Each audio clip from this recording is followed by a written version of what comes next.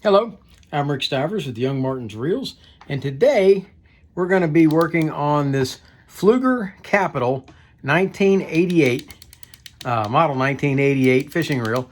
And let me tell you a little of the history of this.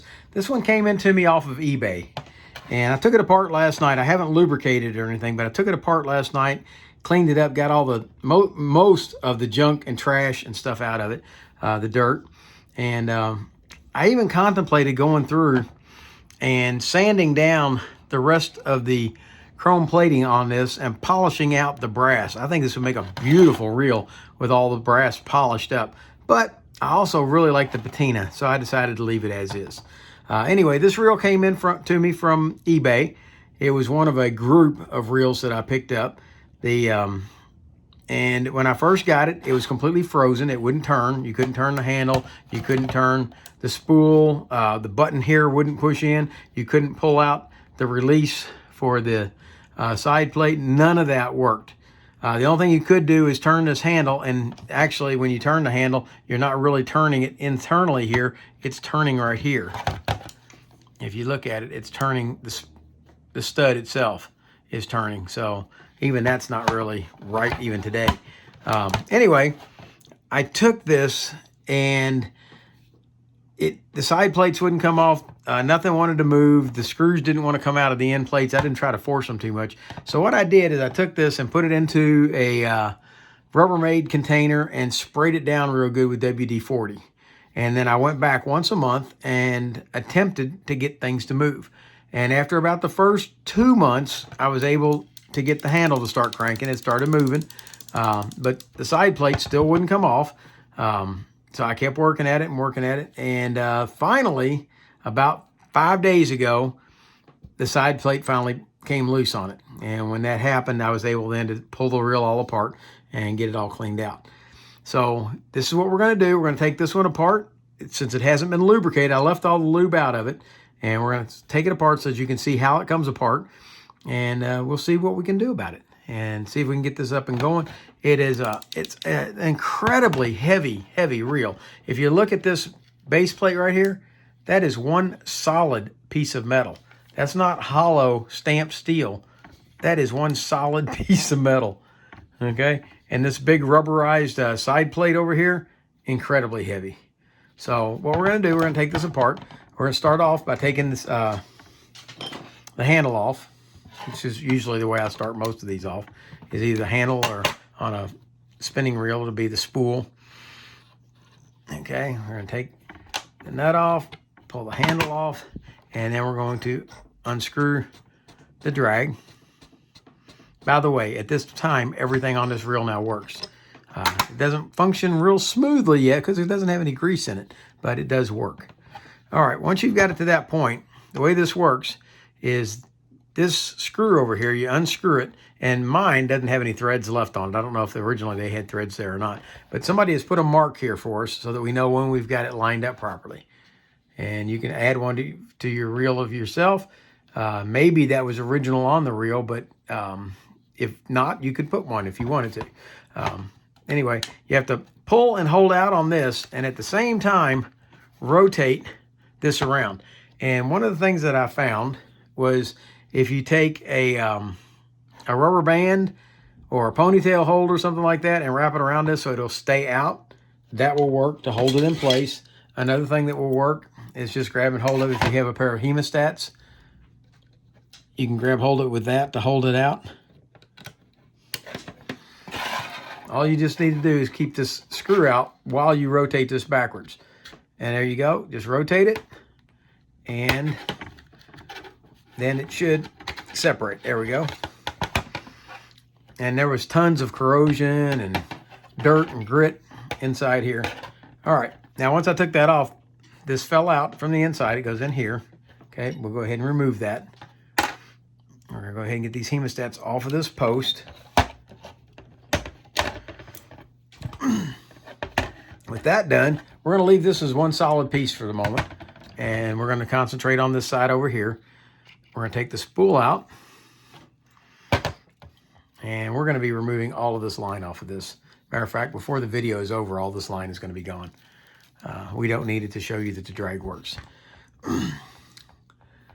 We've got this side off, and normally you won't need to take this apart. You can just bring it to this point, and you can scrub all inside here. Everything there is easily accessible. Now, the clicker and the clicker spring, neither of those are removable. There's no screws on them. So there's really nothing you can do by taking the side plate off that you can't do with the side plate on. So the only reason you might want to take them off is so that you can get this chrome ring off to scrub it down. But I'm not going to do that. But I did tell you I would take it all the way apart. That is something I want to do with all my reels. So if it's possible to take it apart, we're going to go ahead and take it apart.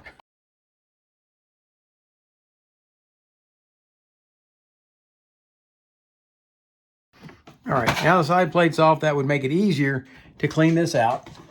And all you really need to do is run a cotton swab down in there. If you can't get if your cotton swab's too big and you can't get it to go down inside there, what you can do is just grab hold of it, pull some of the cotton off of it, and retwist it again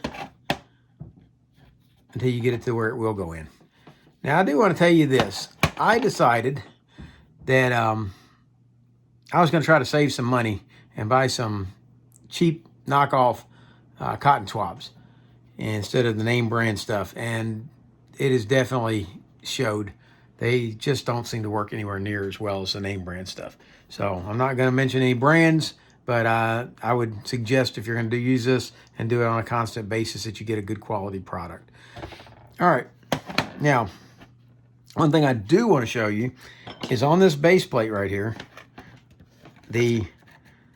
on the end there is actually a cover that rotates around, and that allows you to oil inside here without having to unscrew this and take it off. And once you've oiled it, you can come back and turn that cap and it closes back up. I seem to find it works better like that. Okay, so I wanted to show you that. Okay, this is all cleaned up.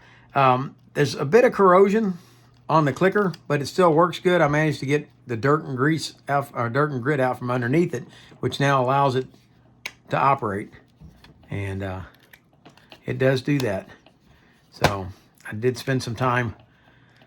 I'm gonna clean that up one more time, it looks like.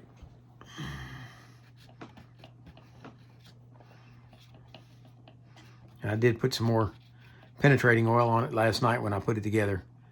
And you definitely want to grease this when you put it back together, and that's what we're going to do. All right, now these posts on this, one of these has come loose, and it actually will come out. These are supposed to be swedged in to where they don't come out. All the rest of these are nice and tight. They don't move. But this one, having it loose is not going to affect anything, because what's going to happen when that side plate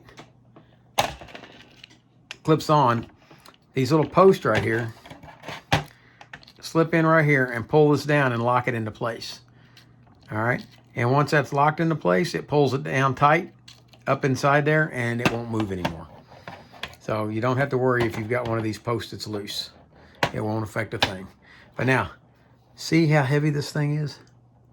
Look at that thing. It is a solid metal. I guarantee you that thing weighs at least 9-10 ounces. And we're not going to try to scrub all that patina off. I've decided I kind of like the way it looks. We just want the reel up and functional. With that done, let's go ahead now and put the side plate back on. All right, when you go to put this together, this base plate right here goes into these two large holes here. Slide them in, and then stand this up like so. Get your first screw in, get it started. Get your second screw in, get it started. From then on, they're all pretty easy.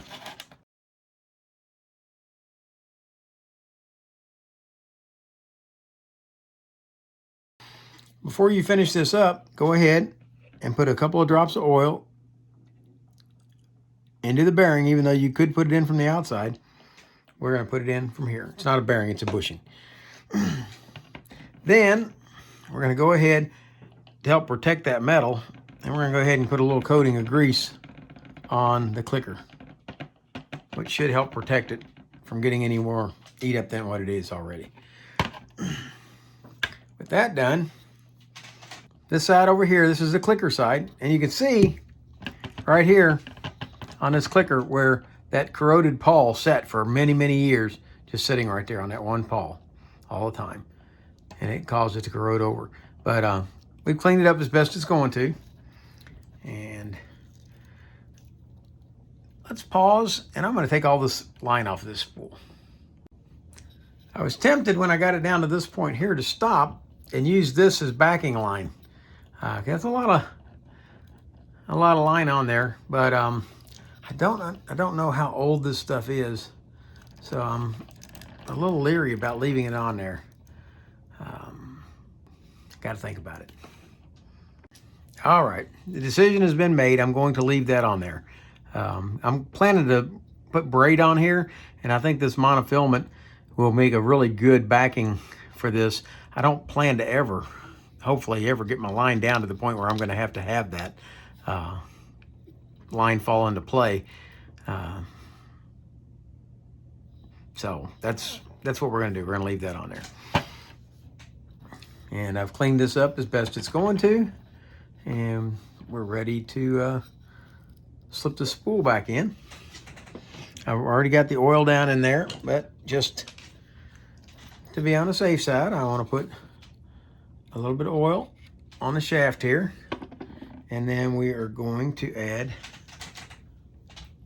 a little bit of grease onto the clicker pawl, or clicker cog.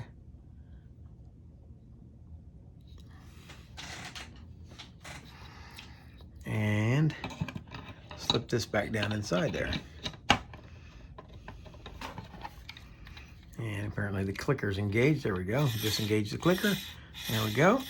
Okay, once this other side's in, that should spin pretty freely. All right, that's got that part done. Now we're going to move over to here. And this side is a bit more complex. Now, when I looked at this thing yesterday, I thought, man, what in the world am I looking at here? How's this thing going to work? How am I going to get all this in and out of here? Okay, the first thing we're going to do is remove these 4 screws, this one, this one, this one, this one, from the bridge. All right, so we'll flip this over, and we're going to remove these 4 screws.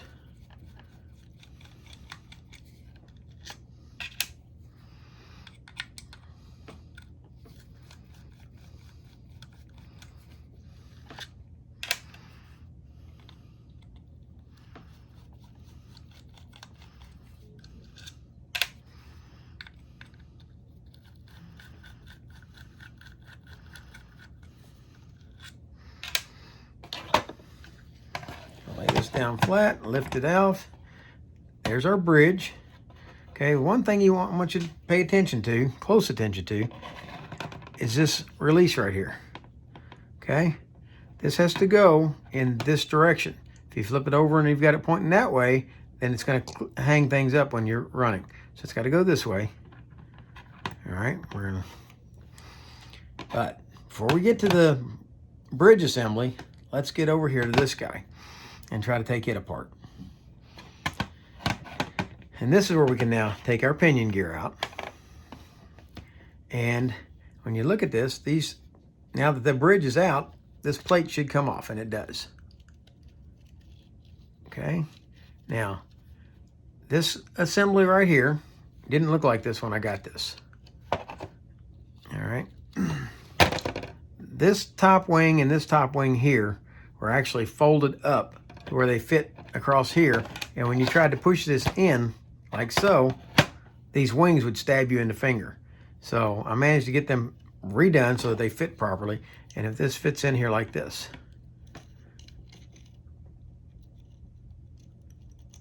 like so, and that acts as a dust cover to cover up for your push button, so that when you push your button in, this stays covered. All right, so I've straightened that and fixed that. Okay, and then normally I would take you through all the scrubbing and everything, cleaning this up, but we're not going to do that because, hey, that was all done yesterday. So there it is. There's your block plate. This is the part. Make sure that this is nice and clean along here, in here, and in here, because this is where all of this has to slide in order to lock and unlock this side plate on here. So we're going to put just a really, really light coating of grease on there when we put it back together. All right, that brings us to this plate. And now what I did when I took this apart yesterday, and just to be on the safe side, here's what we're going to do. We're going to remove this spring right here first. I'm going to grab hold of it, lift it out of there like so. All right. We'll put that back later, but we don't want it shooting off anywhere. All right, now what I did, not realizing what I was doing, this was all completely covered in grease yesterday. And what I did, not knowing what I was doing, is I took out these 3 screws. And these 3 screws will release all of this off of this back plate. However, see that spring in there? When this gets released off of here, that spring's going to want to shoot up and unfold this. So look carefully at how all this fits, because if you want to take it apart, which we're going to do, you've got to know how to put it back. All right. Now this flips back here. That's what lifts our pinion gear up to make it engage. Okay, when the button's up, the pinion gear is engaged. When you push it in, the pinion gear drops down and separates from our spool right here. All right. So let's push this back up like so. And you can see here, the pinion gear fits in just like that. All right. Now we're going to take this apart so that you can see how it goes and see that it all comes apart, and it's really not that bad to take apart and put back together. Now I'm holding tension on it so it can't just spring out on its own. These are 3 very small screws.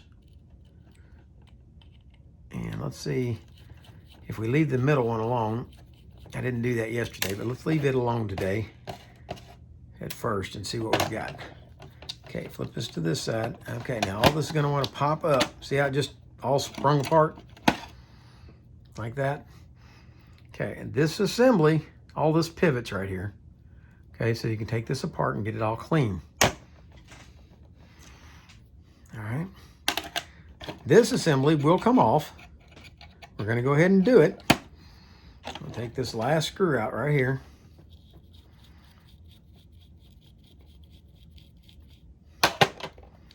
Like so. And now this comes off, and this little nut plate right here will come off so that everything can be clean. This will allow us at this point to clean and lubricate this whole thing. So we're going to start off. We've already cleaned this out. You can clean it out with a cotton swab.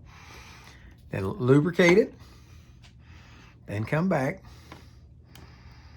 and put grease on this backing plate where this is all going to slide.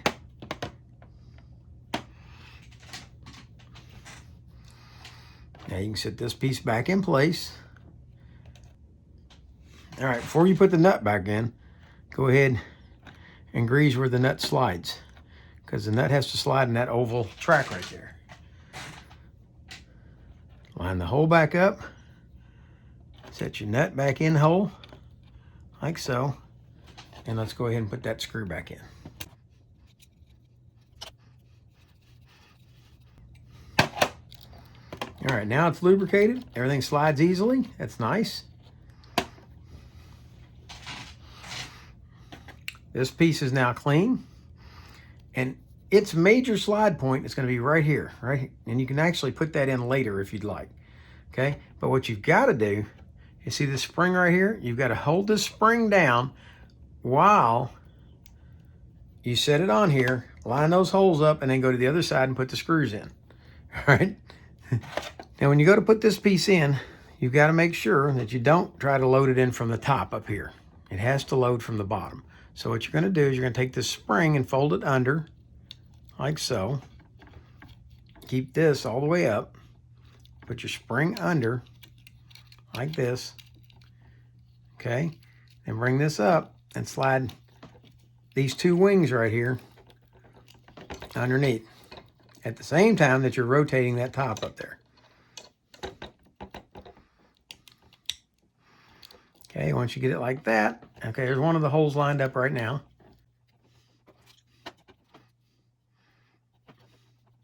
And I'll tell you right now, that this is one of those things that, like the bail springs on the spinning reels, should not be done unless you need to. If you really have to get in there, that's fine. But if you don't mess with this spring, because it's kind of a pain.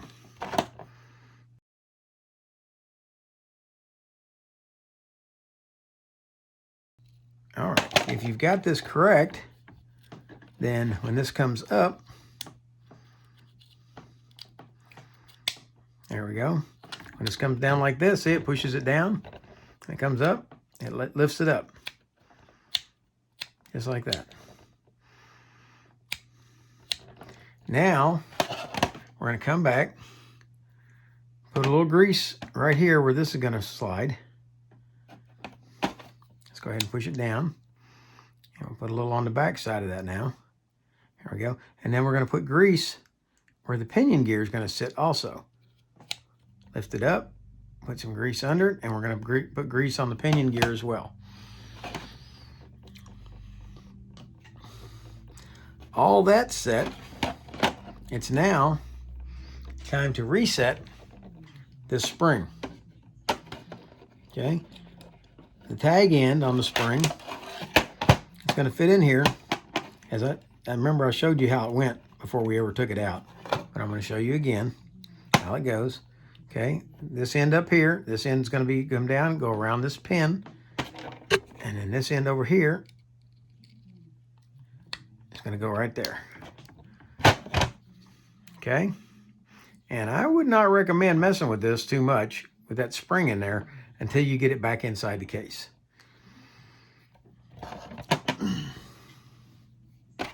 Let's go ahead and grease up our pinion gear.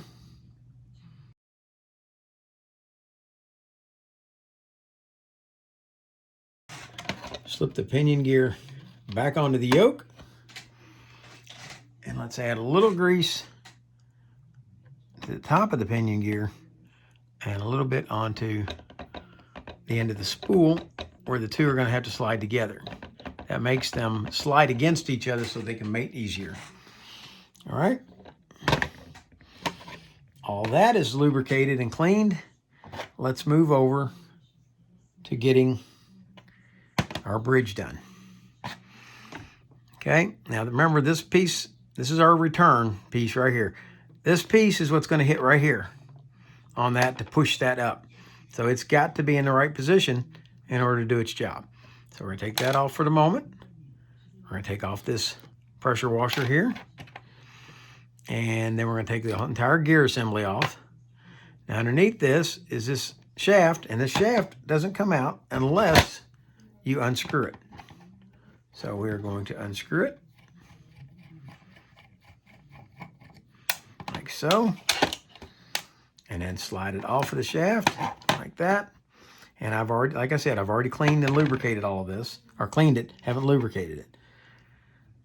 Okay, if you get in a position where this is popped off, we're going to go ahead and pop it off just in case you accidentally do it. Get this spring popped off like so.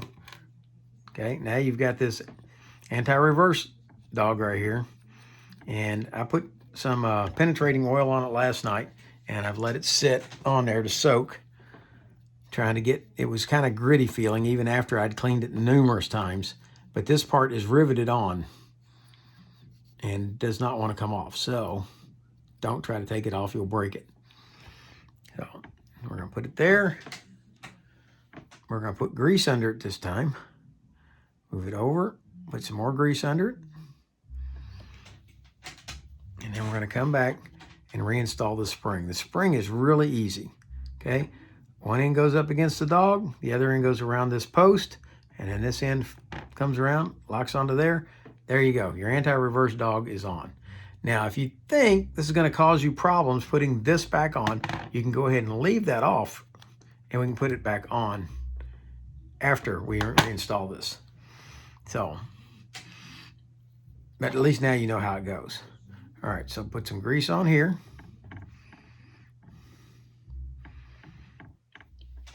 Now this is an item that originally was oiled, it wasn't greased, But because of age and wear, we're going to go ahead and grease that.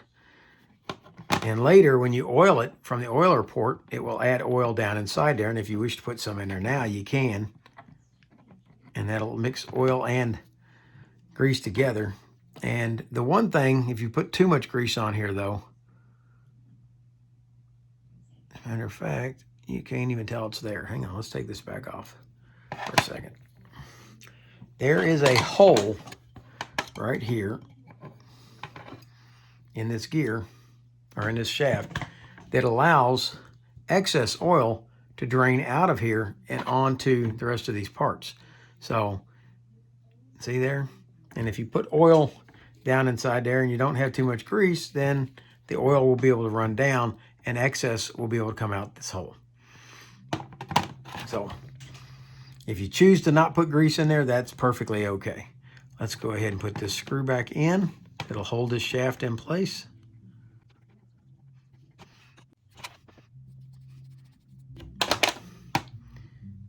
All right, with that held in place, now let's go ahead and put this spring back in. And that way it's not causing you any grief. And your anti-reverse should work beautifully. And it does. Now, if you are like me and hold to the adage that you believe there should always be grease on the anti-reverse cog, then go ahead and grease yours. Some people like to leave it dry. I've just seen too many anti-reverse dogs that were just completely worn from metal to metal contact. So I always put grease on that. Choice is yours. That's done. Now we're going to come over here and we're going to pull the guts out of our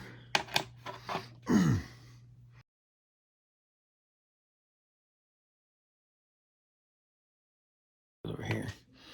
All right. And the way this stack goes, you'll have a flexible drag washer, lubricated, installed. Let's go ahead and put this on here. That'll make it all fit better. Next comes a keyed washer. That's this one. And see the key, see it's got the flat on this side and the flat on that side. That's what we mean by keyed, because it's keyed to fit this shaft. Slide that down inside the gear. Do the next flexible drag washer. We'll lubricate it. And slip it in to the gear. Then we're going to come back with this eared washer. Now there's the ears. There's one on this side and one on this side. They look kind of like a head's ears. And those are going to go where those little ear points are going to go into the little tabs on the sides of the gear so that it fits down inside like so. One more flexible washer. That will be this one. And it's lubricated now. We slide it on like so. And then we have this pressure washer. It's the one that's going to hold the tension on everything and push it down in there. And there really isn't a whole lot of excess drag on this thing if you look at it. Those drag washers are just about toast. But I think there is enough there to get the job done. But I think it's about due for some new drag washers. Finally,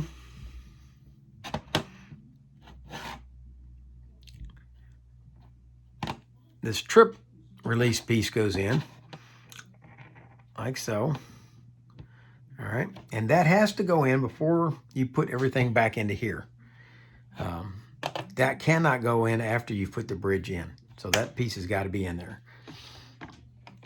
All right, now we're going to come back and reinstall this.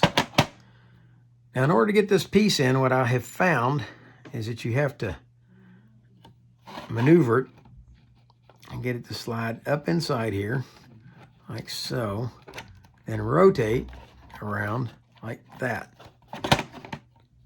Okay, so it sits like that. Now, when you go to put this into the side cover, you have to be very careful to get this piece to line up into the side cover, which isn't that easy to do. It's not that hard, but it isn't that easy either. Okay. Once you get it started, it'll slide right on in, see? Like so. Okay, all that's installed. Our pinion gear is where it belongs. All these pieces are where they belong. Now, it's time to come back and reinstall this bridge assembly. And you got to move, might have to move the pinion gear up out of the way to get it to fit. Okay, once it drops in, it's pretty easy to get the 4 screws to line up on it. Okay, I start off just putting all 4 of them in there.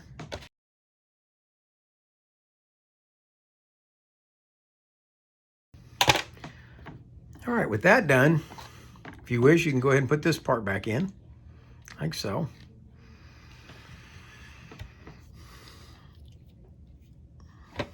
And we're now ready to slide this back on. Now, this pin, this is the spring. And notice, see there's no threads on the end of this? It doesn't look like it was ever made to have threads on it. It looks, I mean, it's possible they were chewed off, but I don't think so. I don't think it ever was a threaded hole. All right, so you slide this on. And it's the easy thing to do. And see this post here? Find that post and that post there. And line these up. And then get them to drop into that hole. Once that happens, you can squish the whole thing together. Before we do that, I'll tell you what. Years from now, somebody's going to appreciate me doing this, I think. I'm going to go back and add a very, very light coating of grease all the way around here. Just to help hold it on. And it's possible that that's why I had to soak it so long. Maybe somebody did that before and the grease turned to old dry crusties and never wanted to come back out again. So that's possible also. But to my brain's thinking, that's what I'm trying to do anyway. All right, line that post up to that hole again, slide it in, and then rotate it. Once you rotate it, this pin should go back in its hole. Yeah, see there, I've overshot my line just a little bit. Let's bring it back to the line. There you go, and now the pin drops in the hole. Put this guy back in, it fell out. Now we're ready to install the drag washer. Now I was tempted to go in and try to scrub some of this stuff off of it, but it just matches the patina of the reel. So I've decided I'm going to leave that. I actually plan to fish this reel. I'm going to be taking it to the coast and giving it a try. All right, handle goes on, nut goes on.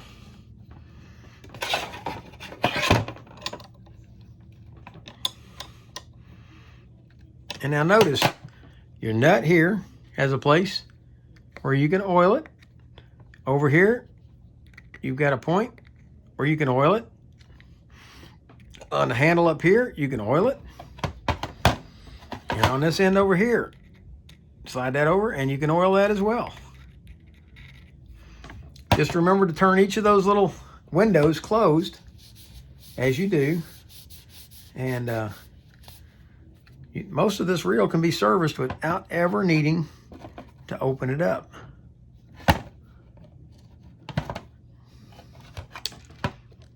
And that one.